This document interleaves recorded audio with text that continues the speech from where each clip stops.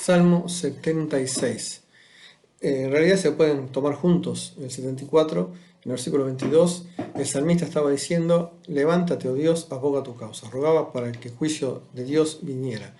En el 75, el juicio de Dios ya es eminente. Dice, en el versículo 2 decía: al tiempo que señalare, yo juzgaré rectamente. Y en este es como que el juicio ya se efectuó, ¿no? Y entonces la referencia también histórica es a cuando Sennacherib ataca, y si ustedes se acuerdan, durante una noche, después de todas las cosas que él dijo en contra de Dios, Dios mandó un ángel, hizo un juicio terrible sobre aquel ejército y tuvieron que huir, ¿no? Y comienza diciendo, en el versículo 1, este salmo dice: Dios es conocido en Judá, en Israel es grande su nombre.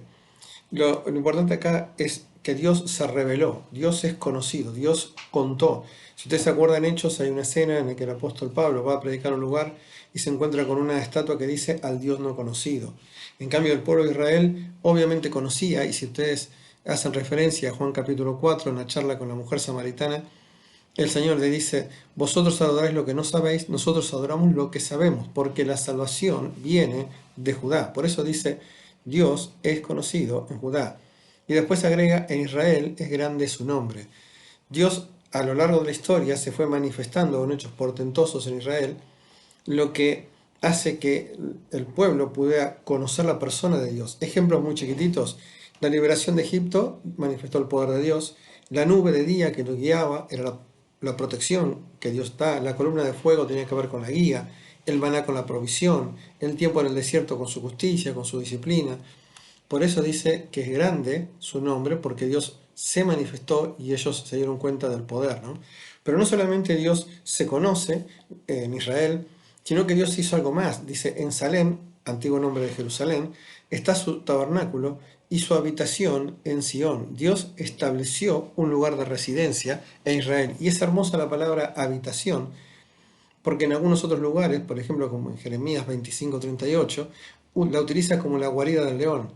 Y si ustedes recuerdan también, una de las referencias de Israel es el león de Judá.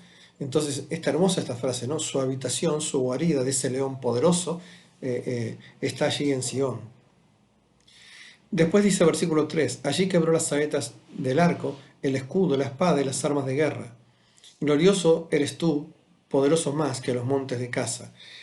Lo que está diciendo es que este Dios que estaba allí refugiado en Israel, ¿sí?, en Jerusalén, cuando los enemigos intentaron atacar, saetas del arco son esas flechas encendidas, ¿sí?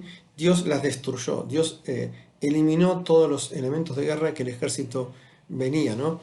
Por eso dice que eres glorioso, y la frase es un poco difícil: poderoso más que los montes de Casa, porque algunos hablan de la belleza, de la hermosura, ¿sí?, de aquellos montes específicamente que se usaban para cazar.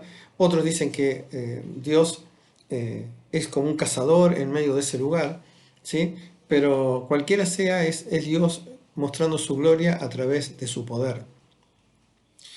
Versículo 5 dice: los fuertes de corazón fueron despojados, durmieron su sueño.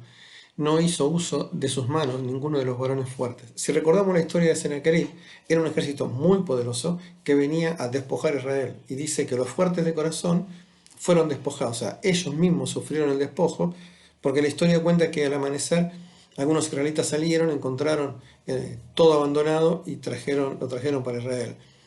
Y la frase "ni hizo uso de sus manos" está hablando de que Dios no necesita para ganar ninguna victoria la colaboración de los hombres, si Él quisiera, y ni tampoco aquellos que cualquiera de nosotros tomaría, ¿no? Los varones más fuertes, para evitar que otro se haga cargo o se apropie de la gloria que le merece solamente a Él. Versículo 6 dice: a tu reprensión, oh Dios de Jacob, el carro y el y el caballo fueron entorpecidos. Las armas de guerra del ejército, solamente con la orden de Dios, fueron destruidos. Y al final dice: al final digo, no, en el 7 dice: tú, temible eres tú, ¿quién podrá estar en pie delante de ti cuando se encienda tu ira? Y uno puede reflexionar y pensar en el faraón que se rebeló contra Dios y terminó en el fondo del Mar Rojo, en Nabucodonosor, que también lo intentó pero terminó como compañero de los animales, en Herodes, que terminó comido por gusanos. O sea, nadie realmente, por más poder terrenal que tengan, pueden enfrentarse a la ira de Dios, ¿sí? Versículo 8 dice, desde los cielos oíste oír tu juicio, la tierra tuvo temor y quedó en suspenso. Dios ni siquiera necesita descender para luchar personalmente. Su voz pone las cosas en orden y obviamente la tierra tiene temor, pero la frase queda en suspenso es queda en silencio, ¿no? Y me hizo acordar un versículo que me gusta mucho, Habacuc 2:20, que dice, Dios está sentado, Jehová está sentado en su santo templo, calle delante de él toda la tierra. Versículo 9. Cuando te levantes, oh Dios, para juzgar, para salvar a todos los mansos de la tierra. Y acá tenemos una reflexión también para hacer. Cuando te levantes, Dios va a actuar. Y Dios va a hacer dos cosas, o sea, para juzgar y para salvar. O sea, Dios puede condenar a los orgullosos, a los soberbios, y salvar a los mansos. ¿A cuáles? A todos, porque su poder es inagotable, ¿sí? Así que todos aquellos que realmente dejan y aceptan el señorío de Dios en su vida a través de Jesucristo, van a ser salvos, como dice acá. Versículo 10. Ciertamente la ira del hombre te alabará, tú reprimirás el resto de las iras. ¿Saben? A veces el orgullo del hombre, la lucha del hombre, lo único que sirve es para cumplir los planes de Dios. El ejemplo más claro es Hechos capítulo 4, versículo 27, donde dice, porque verdaderamente se unieron en esta ciudad contra tu santo Hijo Jesús, a quien ungiste, Herodes, Poncio Pilato, los gentiles, el pueblo de Israel. Y escuchen el final de la frase, para hacer cuando tu mano y tu consejo habían determinado que sucediera. O sea, el enojo de los hombres, ¿sí?, termina siendo algo que conduce a que la gloria de Dios se manifieste, ¿no? Lo mismo en la cruz del Calvario, obviamente manifestó el amor, el poder de Dios allí cuando los hombres creían que vencían. Frente a esto, el consejo del salmista es prometed y pagad a Jehová vuestro Dios todo lo que está alrededor de él, traigan ofrendas al temible. ¿Qué está diciendo? Como Dios es fiel a sus promesas, Dios dijo que iba a juzgar y en un momento juzgó, o va a juzgar, hablando en el momento nuestro, dice lo mismo debemos hacer con él, o sea, si le prometemos, debemos pagarle. Recordemos, miren, prometer es voluntario, pagar ya es una obligación.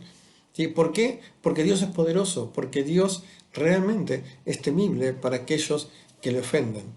Y termina diciendo, cortará el espíritu de los príncipes, temible es a los reyes de la tierra. O sea, cualquier consejo que los príncipes intenten en contra de él, ¿sí?, o por más que los reyes se sientan poderosos, Dios va a desbaratar, cortará o los destruirá a los reyes de la tierra. Así que, ¿saben? Este salmo nos tiene que hacer reflexionar y nos tiene que hacer pensar en el gran Dios que tenemos, ¿no? Porque si lo trasladamos a nuestra época, dice la Biblia en Corintios, como sabemos, dice que Dios conoce a aquellos que le aman. Obviamente Dios se hace grande su nombre para revelarnos en la persona de su Hijo, ¿sí? Y ahora ya no está en Salem en el tabernáculo, sino que el tabernáculo está en el corazón de cada uno de sus hijos, ¿sí? Así que realmente honremos y démosle la gloria a este soberano Dios que nos ama de una manera increíble. Salmo 76.